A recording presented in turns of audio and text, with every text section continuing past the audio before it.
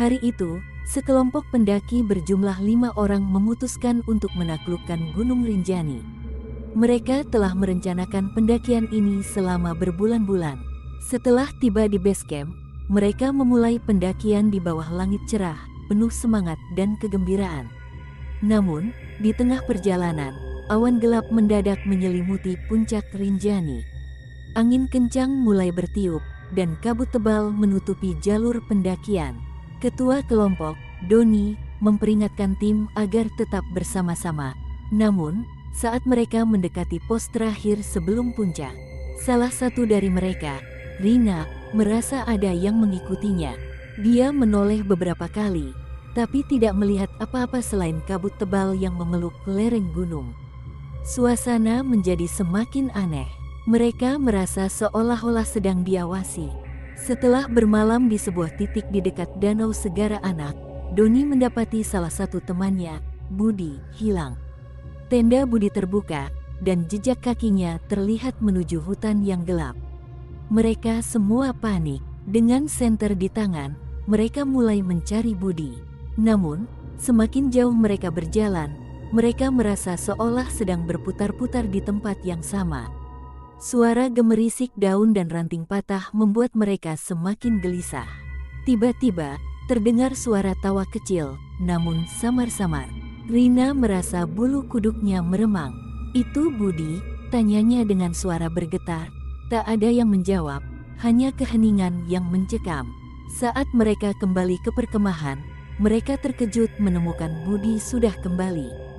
Tapi ada yang aneh, wajahnya pucat, matanya kosong, dan dia sama sekali tidak berbicara.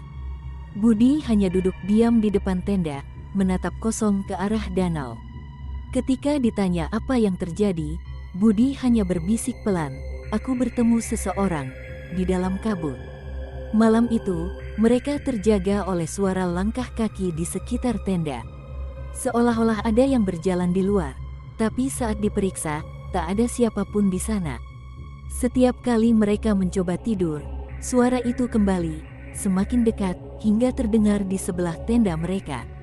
Keesokan harinya, Doni memutuskan mereka harus segera turun. Namun, jalan turun terasa berbeda.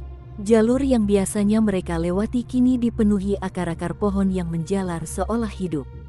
Kabut semakin tebal, dan suara-suara aneh terus menghantui mereka sepanjang perjalanan.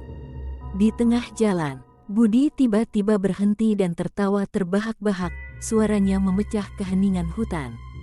"Dia menunggu kita di puncak," kata Budi dengan suara berat yang bukan suaranya. Mereka berlari sekuat tenaga, meninggalkan Budi yang terus tertawa di belakang. Tapi, semakin mereka berlari, semakin mereka merasa tersesat. Pohon-pohon besar seolah membentuk labirin yang menyesatkan mereka. Hingga akhirnya, mereka sampai di sebuah tempat terbuka yang tak pernah mereka lihat sebelumnya. Di tengah-tengahnya, berdiri sebuah bangunan tua, seperti gubuk yang telah lama ditinggalkan. Dengan terpaksa, mereka berlindung di dalam gubuk itu. Namun, begitu mereka masuk, pintu gubuk menutup sendiri dengan keras. Tawa Budi terdengar kembali, kali ini dari luar gubuk.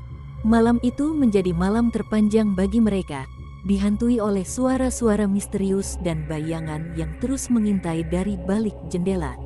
Saat fajar menyingsing, mereka menemukan diri mereka sudah berada di dekat base camp. Tanpa jejak gubuk, tanpa jejak Budi, mereka bertanya-tanya, apakah semuanya hanya mimpi buruk atau ada sesuatu di Gunung Rinjani yang lebih dari sekadar pendakian. Namun, saat mereka kembali ke kota, mereka mendengar cerita dari penduduk setempat tentang seorang pendaki yang hilang bertahun-tahun lalu di kabut Gunung Rinjani. Namanya Budi.